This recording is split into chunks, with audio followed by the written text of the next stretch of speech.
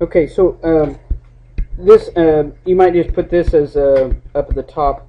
This would be like what was this 13.6, right? And this would be like the second day.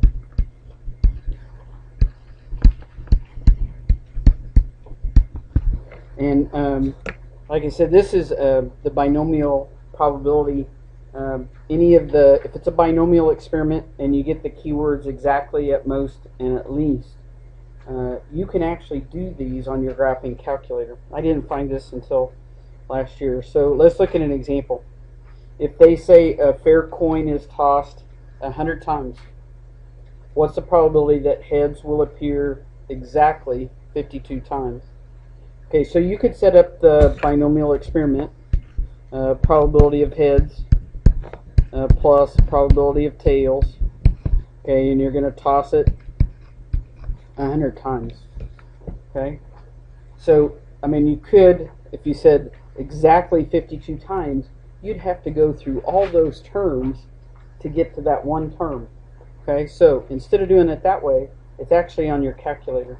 So if you go above the vars key on your calculator, okay, do second function vars, and I'm guessing that probably stands for distribution. Okay, and you should see this menu. Now your menu, the order, I noticed when I did it on my TI-84, it was a little bit different for my numbering on here, because I went down to number 0, but for you guys it might be a different number. Okay, it's A on yours, so on mine it's 0 on this old 83 plus, but A might be A on yours. You want the one that says binomial and then PDF at the end. Okay, and it's called this is called the binomial probability density function. I think I already have that on the handout. Okay, and if you will pick that one, okay, and then you have to tell the number of trials. So in this case there were 100 flips of the coin. The probability of the occurrence, so probability of getting ahead would be, there's only 1 out of 2, so 0.5. Okay, and then you need another comma, and then we want exactly 52. Okay. Okay, and you should get 0.0735. Okay, and that's your answer. Okay, that's so much quicker than doing it by hand, especially if your number of trials goes up. Okay, so on this one, put this one is for exactly. Okay. Okay, now if they just change that phrase to say at most 52, okay, then that means that you would have a fair coin is tossed 100 times. What's the probability that there will be at most 52 heads? So that means you'd have 0 heads, 1 head, 2 head, up to 52, no more than that. So you'd be adding all those terms together, huge amount. Okay, so instead of going that way, okay, go second function vars, okay, and go down and pick the binomial cumulative density function. The CDF stands for cumulative, so it's adding all those terms together. Okay, on mine it's A. What is it? B on yours? Okay. Okay, and then you still put the number of trials, 100 tosses of the coin, comma. You have to put in the probability of getting ahead, 1 out of 2, so 0.5, and then 52, comma 52. So the only thing we really had to change was the cumulative density. Okay, and you get 0.69. Okay, so this one, the way this is typed in is for the phrase at most. Okay, and you might want to highlight it's the CDF on that one. Okay.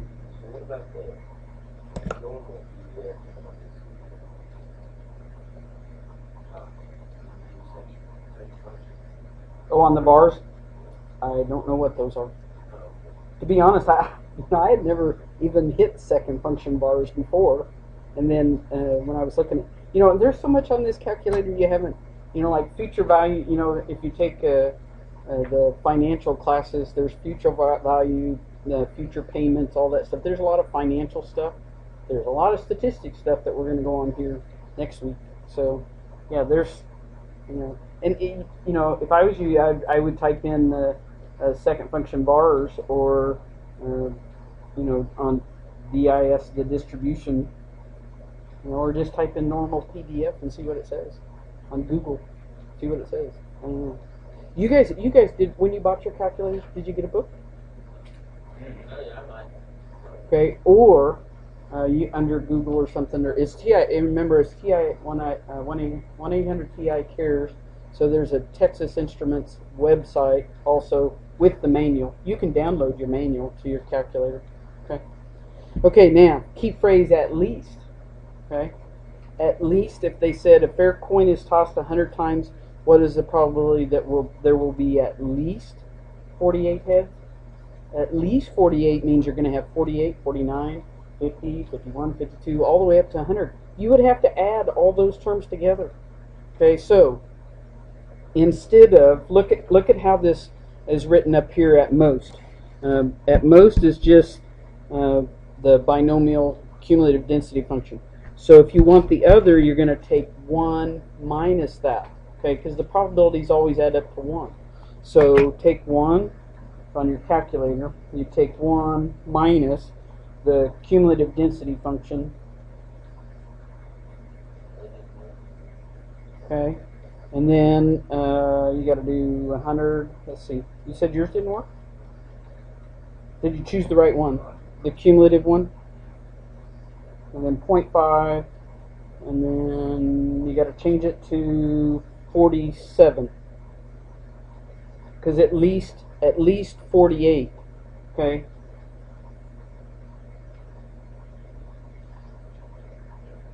Okay.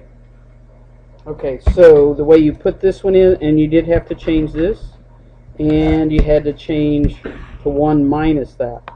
So there are some changes there. And this is for the key phrase at least. Because that's everything, okay? Everything less than that, okay? Yep. I mean, that's what that, if you go back up here, it's the number of trials would be 100, probability, and the number of specific events. So, yeah, at least 48. So, okay, but we're doing the other part of it. We're doing the at least 48. So that's how they're putting it in, and it worked.